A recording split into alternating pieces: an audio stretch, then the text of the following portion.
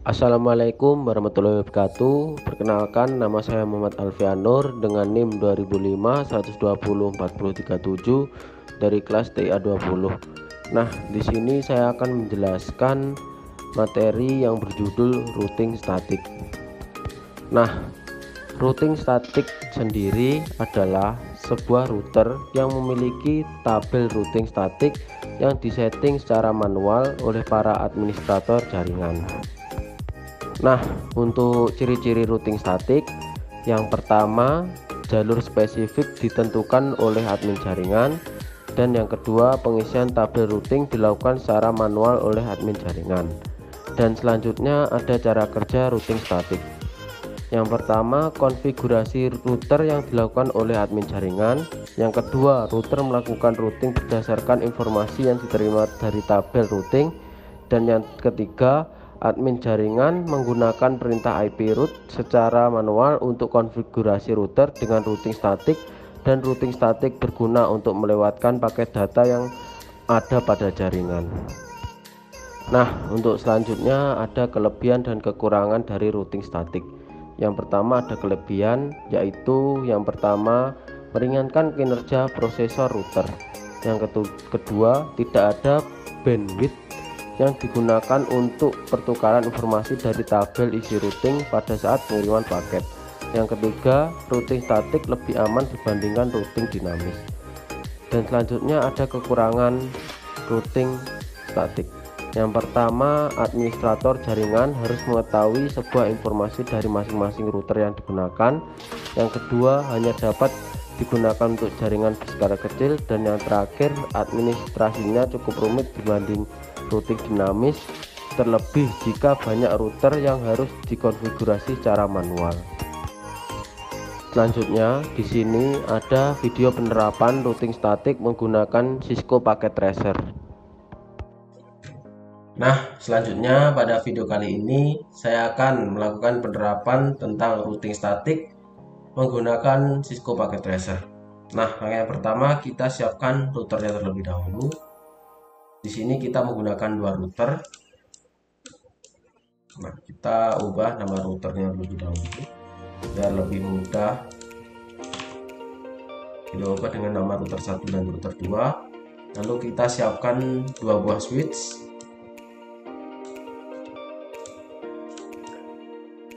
Kita ubah juga nama switchnya menjadi switch 1 dan switch 2.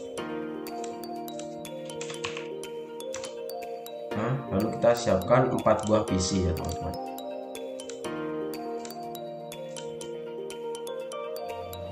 Siapkan 4 buah PC.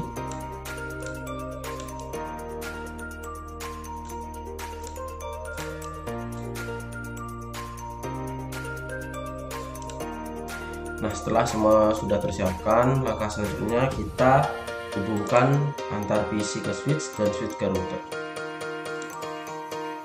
Hubungkan. Ini kita menggunakan automatic kabel.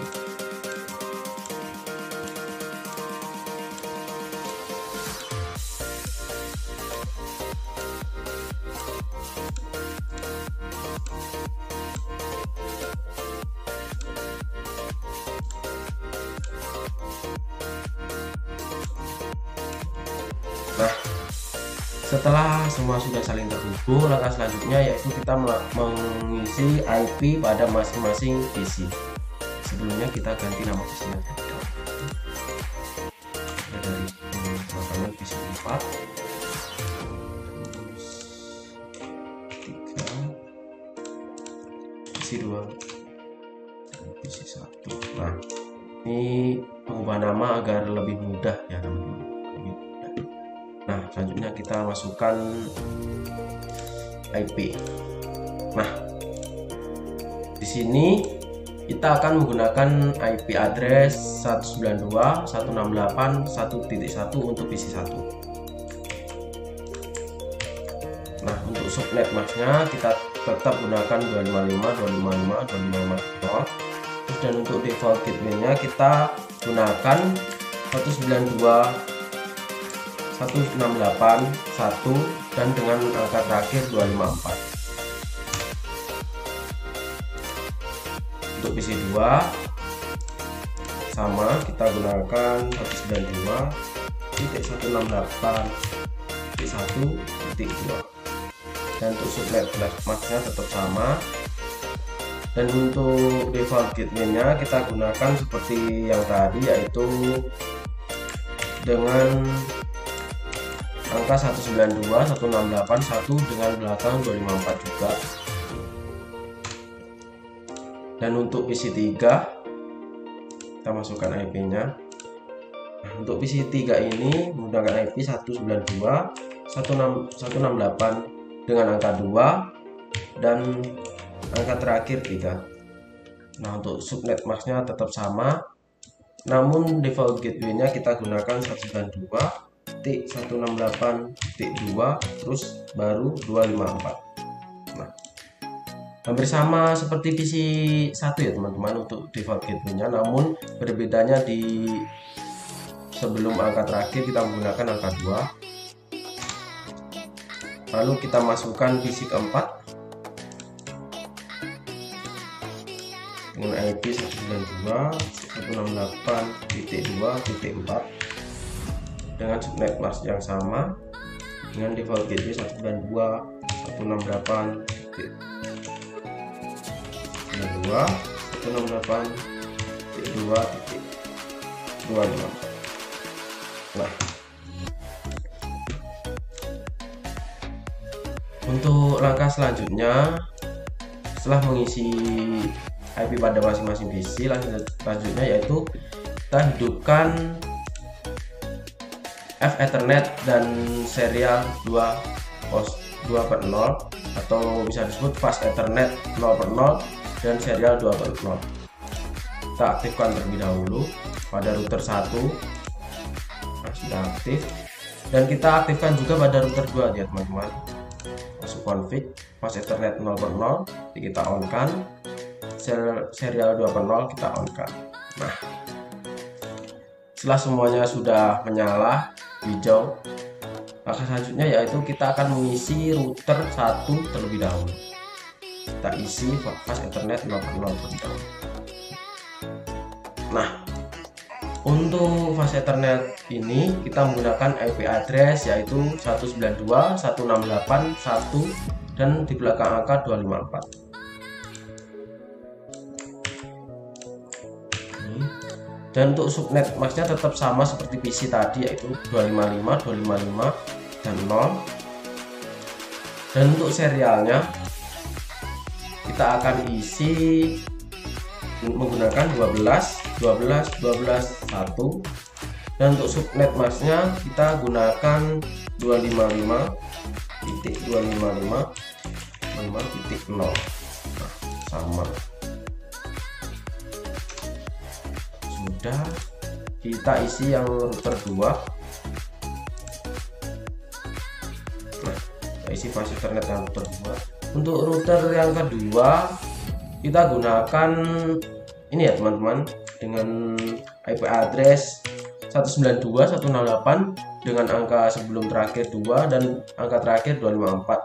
Dan untuk subnet masknya tetap sama, 255 dengan angka terakhir 0. Dan untuk serial 2/0 nya kita gunakan IP ini 12 dengan angka terakhir 2, berbeda dengan router 1 dengan angka terakhir 1. Nah, di router 2 ini dengan angka terakhir 2 ya teman-teman. Dan untuk subnet masknya kita gunakan sama seperti yang router 1 yaitu 255 dan angka terakhir 0. Nah, setelah udah mengisi router pada router 1 dan router 2, langkah selanjutnya yaitu kita akan mengisi statik pada router 1 terlebih dahulu. Nah, statik ini berfungsi untuk menghubungkan antara router 1 dan router 2 ya teman-teman, pada saat mengirimkan sebuah pesan atau apapun ke berbeda router. Nah, kita akan mengisi statiknya terlebih dahulu. Untuk statik router 1 kita akan gunakan network 192.168.2.0. Nah, ini untuk angka 2 ini kita kita ambil untuk router tujuan ya teman-teman. Misal di sini router 1 untuk router tujuannya router 2. Nah, router 2 tadi menggunakan angka 2. Nah, selanjutnya untuk max-nya kita menggunakan angka 255, 255, 255 dan 0. Dan untuk next hubnya kita menggunakan angka 12, 12, 12 dengan IP tujuan, yaitu pada router 2 kita gunakan angka terakhir 2. Nah, jangan lupa kalau sudah mengisi, jangan lupa kita klik add. Nah, dan untuk pengisian statik yang router 2 kita menggunakan network yaitu 192.168 dengan tujuan yaitu router 1, yaitu kita ketik 1 dan angka belakang 0. Nah, untuk max-nya tetap sama 255, 255, 255 dan 0. Dan untuk next hop-nya kita menggunakan 12, 12, 12 dan router tujuan yaitu isi 1. Nah, jangan lupa ketik add, klik add. Nah, sudah. Setelah semuanya sudah selesai, langkah selanjutnya kita akan melakukan pengepingan pada PC1.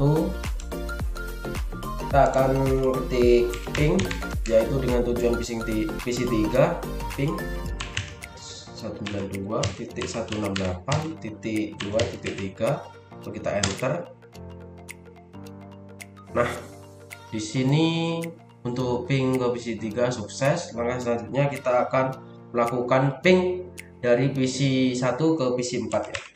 Ping 192.168.2.4, kita enter. Di sini juga sukses. Dan selanjutnya kita akan melakukan reset dari PC1 ke PC3. Reset 192.168.2.3. Nah, di sini trace komplit menunjukkan bahwa ping dan tracer telah berhasil semua. Nah, di sini saya akan melakukan percobaan untuk pengiriman pesan dari PC1 ke PC3. Kita centang SCMP-nya saja. Kita coba kirim pesan dari PC1 ke PC3. Kita akan play. Sini pesan akan melewati switch terlebih dahulu. Dari switch pesan akan menuju router 1, dan dari router 1 pesan akan menuju ke router 2. Dari router 2 pesan akan dilanjutkan ke switch 2, dan dari switch 2 pesan akan diteruskan ke PC3 yaitu PC tujuan. Nah, setelah masuk ke PC3 pesan akan dikembalikan lagi untuk ke PC1 yaitu masuk ke switch 2 terlebih dahulu. Dari switch 2 ke router 2, dan dari router 2 pesan akan masuk ke router 1, dan dari router 1 pesan menuju ke switch 1, dan dari switch 1 pesan akan menuju ke PC1 kembali. Nah, di sini ada tanda centang, berarti pesan telah dikirim dengan baik. Nah, untuk langkah selanjutnya kita akan melakukan percobaan yang kedua, yaitu mengirim pesan dari PC1 ke PC4. Coba ya teman-teman, PC1 terus PC4. Nah, kita coba. Ini pesan dari PC1 akan masuk ke switch terlebih dahulu. Dari switch pesan akan masuk ke router 1. Dan dari router 1 pesan akan menuju ke router 2. Dan dari router 2 pesan akan masuk ke switch 2. Dan dari switch 2 pesan akan masuk ke PC4 yaitu PC tujuannya. Di sini dari PC4 pesan akan dikembalikan lagi dari ke PC1 yaitu melewati switch 2 terlebih dahulu. Lalu kembali lagi ke router 2. Lalu akan melewati ke router 1 terlebih dahulu. Dari router 1 pesan menuju switch 1. Dan dari switch 1 pesan akan menuju ke PC1. Nah, di sini percobaan yang kedua telah berhasil juga. Nah, telah membuktikan berarti di sini sukses ya teman-teman. Nah, sekian penerapan routing statik menggunakan Cisco dari saya. Bila ada kekurangan lebihnya mohon maaf. Terima kasih. Nah, sekian penyampaian materi dari saya. Bila ada kurang lebihnya mohon maaf. Wassalamualaikum warahmatullahi wabarakatuh.